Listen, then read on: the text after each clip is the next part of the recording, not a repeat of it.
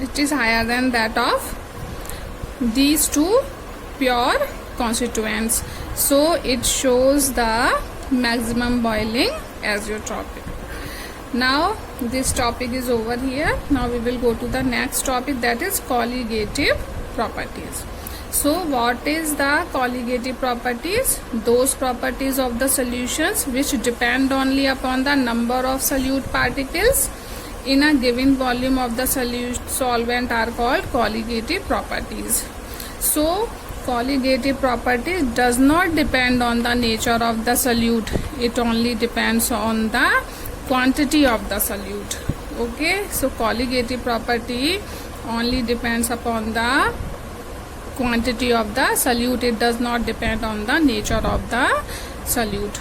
Okay, now there are some types of colligative properties. First, relative lowering in vapor pressure, which we have discussed when we are doing Raoult's law. Second one is osmotic pressure, elevation in boiling point, that is delta T, and depression in freezing or melting point. Okay, now we will start to explain each of them. So first we will take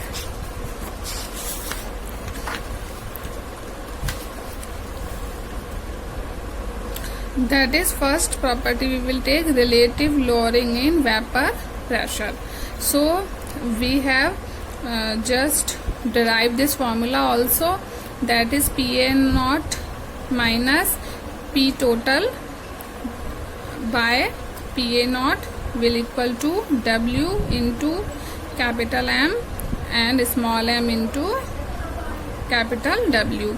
So these are the moles and the weight of the solute and the solvent particles. Now it is a colligative property. This is a colligative property as it depends on the moles of solute and moles of solvent, and it does not depend on the nature of the solute. So it is called the colligative property because it only depends on the moles of solute. It means quantity of solute. It does not depend on the nature of the solute. So it is a relative lowering in vapor pressure is a colligative property. Next we will do the elevation in boiling point. So what is first we understand that what is boiling point. So what is boiling point? For any liquid, boiling point is the temperature at which vapor pressure of the liquid is equal to the atmospheric pressure. So when the vapor pressure of any liquid becomes equal to the atmospheric pressure, that is 1 atmosphere. So it is a boiling point of that liquid. So how we will understand it? We will understand elevation in boiling point with the help of a graph. So if we plot a graph between the vapor pressure and temperature, okay, then suppose we are having a pure liquid or solvent, and at room temperature, whether it is 25 degrees Celsius or 28 degrees Celsius, it has some vapor pressure. So suppose its vapor pressure is here at room temperature, right? Here is a line which is showing the atmospheric pressure, right? Now if we increase the temperature, the vapor pressure of a pure liquid will increase like this, right? And at the point it meet to the atmospheric pressure, it will be its boiling point here, right? Now if we will mix any solute in a pure solvent, then we know earlier videos also we know that after adding or after mixing a solute nor non-volatile solute into a liquid, it decreases the vapor pressure of a pure solvent. So the vapor pressure of the solution after mixing the solute will be lower than that of the pure solvent.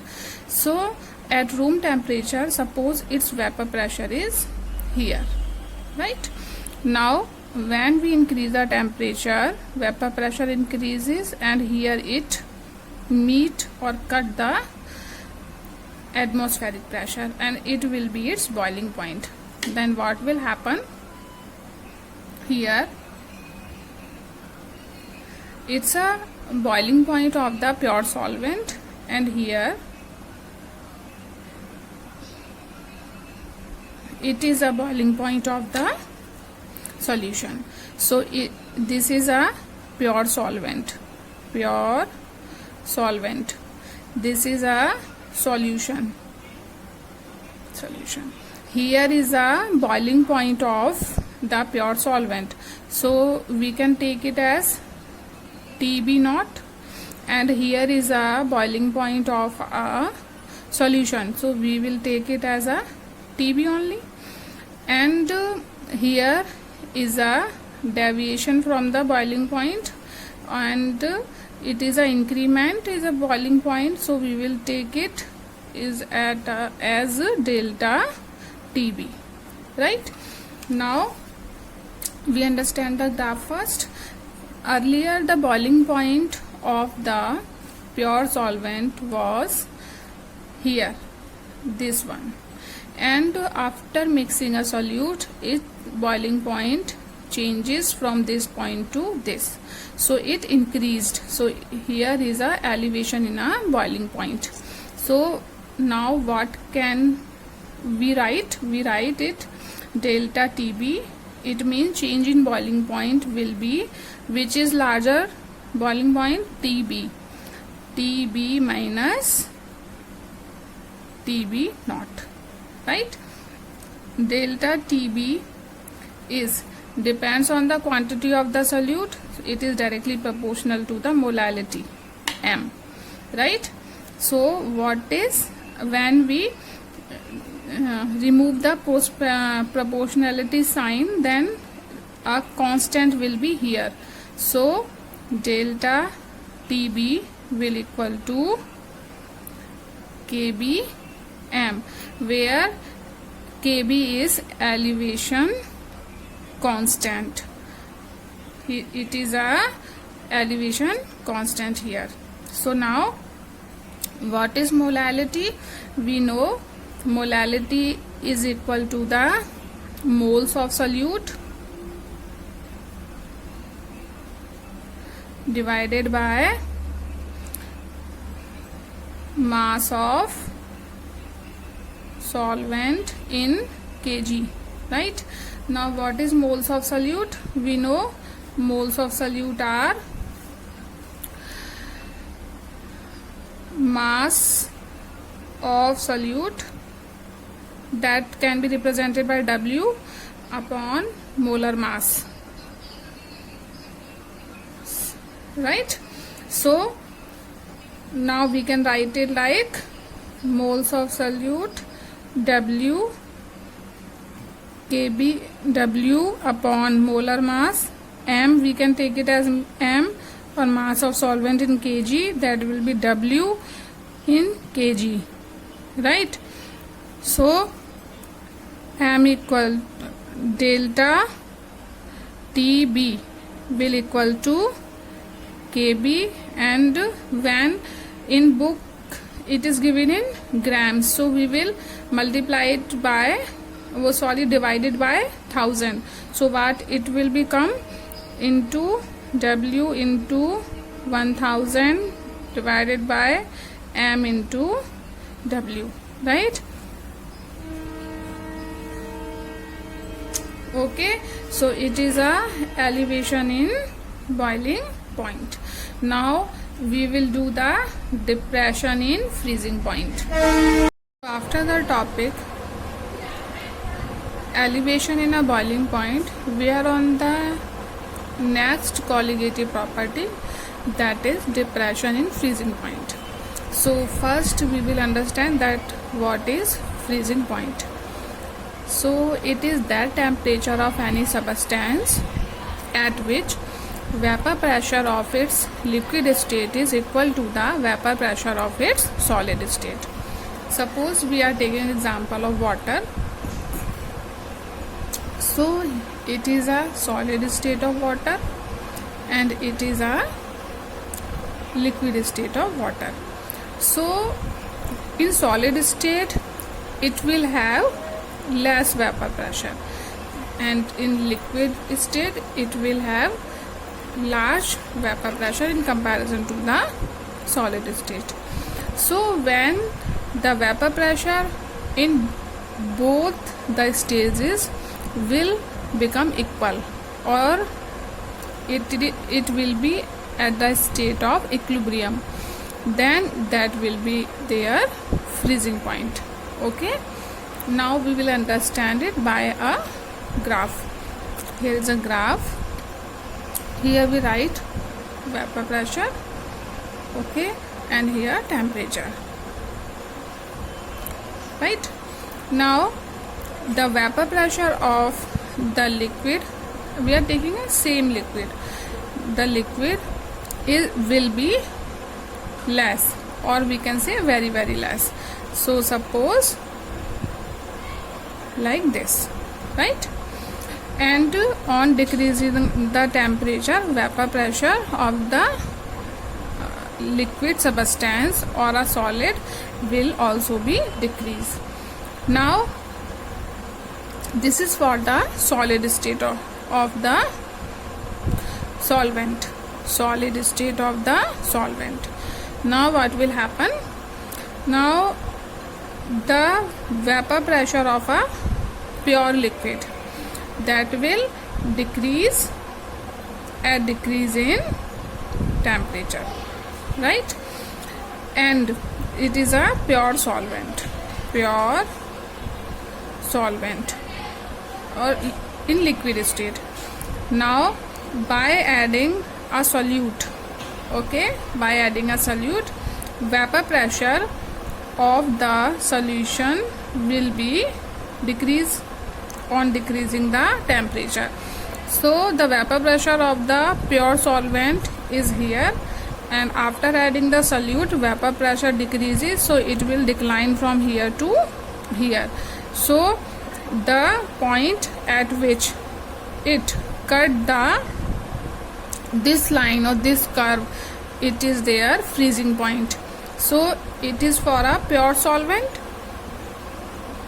So this line is for a pure solvent, so it is a freezing point of pure solvent, and this is solution. So this point is a freezing point for a solution, right? So let this freezing point be TF naught, because it is for a pure solvent, and for a solution we will take it as TF only, and change in freezing point will be taken as delta TF, right? Now what we will do? TF, delta TF, change in freezing point will be equal to, now TF is greater than TF naught here, but earlier in the elevation of boiling point, TB naught was greater than the TB. So here is opposite. So TF is greater than TF naught. So we will subtract T from TF, that is minus TF naught, right? Now delta TF is directly proportional to molality, because it is colligative property is depends on the quantity of the solute, and it does not depend on the nature of the solute or solvent. So it is directly proportional to the M, and to remove the proportionality sign, what we will do? TF equal to KF M, where KF is depression in freezing point constant. It is depression constant, right? So it is molar depression constant. Molar depression constant. Okay, now we know the molality. So what is molality? Molality m equal to moles of solute by mass of solvent in kg. Right, now what is moles of solute? That we also know, that is mass of solute by molar mass. Okay, now we will put these values in the formula. So what we will have delta TF will equal to KF W 1000 divided by molar mass into W in grams, right? So here we have our next colligative property, that is depression in freezing point. So what is the freezing point? The freezing point is that state at which the vapor pressure of the solid state and the liquid state will be equal, right? And we understand the graph also, it is a relation. Now we will go to the next colligative property, that is osmotic pressure. So what is osmotic pressure? So first we understand the definition, then after we will focus on the definition of osmosis, then after semi-permeable membrane. Okay, so what is osmotic pressure? It is a external pressure which is applied to stop the phenomena of osmosis. Okay, so what is osmotic pressure? It is a external pressure which is applied to stop the phenomena of osmosis. So now we will understand what is osmosis. Suppose we have a container and in between we have semi-permeable membrane. Here we are having the pure solvent. Okay, it is a pure solvent, and here we are having the solution. Okay, because solute is mixed in it. Now what will happen? Where the concentration of the water molecule will be higher? Here. So this part of liquid will have high concentration and this part will have low concentration, right? Now what is natural phenomena? That the liquid moves from higher concentration to the lower concentration, and what it is a process of osmosis in which the liquid flows from higher concentration to the lower concentration, right? And it is a semi-permeable membrane. What is semi-permeable membrane? Semi means half or permeable means permit. So that membrane which only allows some of the molecules to pass through the membrane is known as semi-permeable membrane.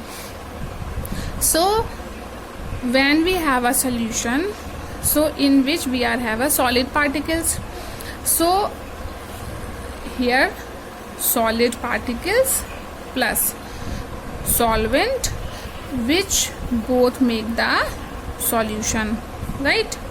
Now even solid solute is always small in quantity, but the particles of solute is always large. So solid have the large particles and solvent is always in a large quantity, but its molecules are small. So which can pass through the semi-permeable easily? The solvent molecules can pass easily from the semi-permeable membrane. So the natural process in which the liquid passes from higher concentration to the lower concentration or we can say pure solvent passes from the higher concentration to the lower concentration. This is known as the osmosis. And what is semi-permeable membrane? It is a membrane which allow only selective particles to go through them, right? Now osmotic pressure is denoted by pi.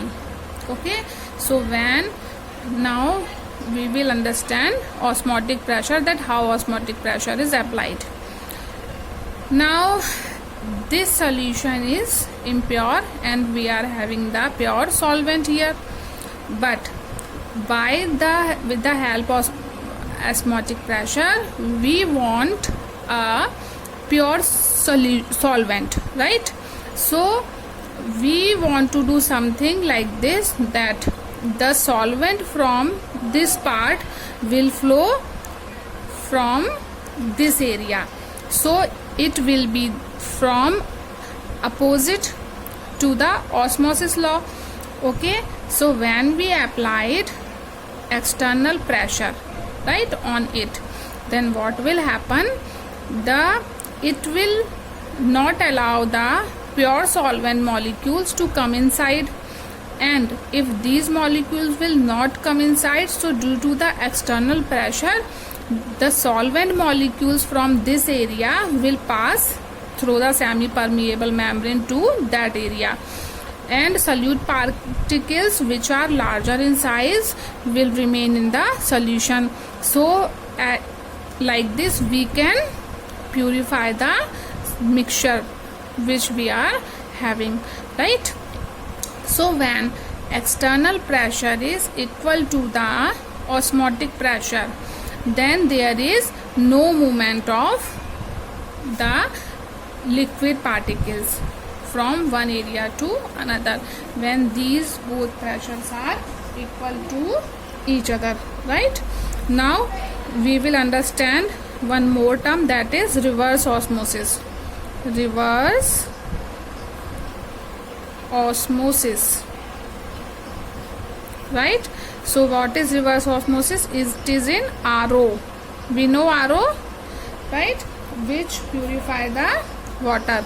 So in reverse osmosis what happens, the applied pressure is greater than the osmotic pressure. So when applied pressure is greater than the osmotic pressure, then we can purify the solution very easily, because it will go from lower concentration area to higher concentration area, leaving the solute particles behind it, right? So it is a working of RO. Now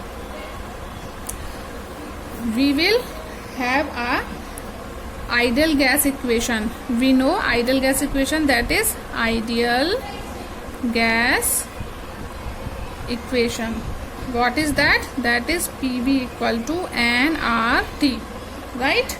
Now we are having that in place of external pressure, what we are having, osmotic pressure, that is pi V equal to nRT.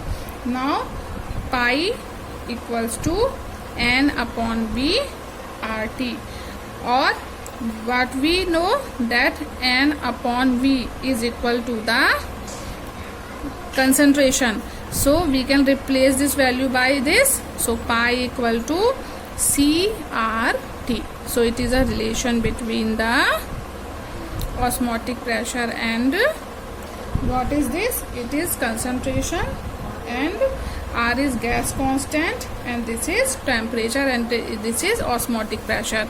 I will write it here. Pi is osmotic pressure, right? Now C is concentration, and R is gas constant, and T is temperature here, right? We understand osmotic pressure now. Now this topic's colligative properties over here. Now we go to our last topic of this chapter, that is van 't Hoff equation. So we will do it in next part. Thank you so much.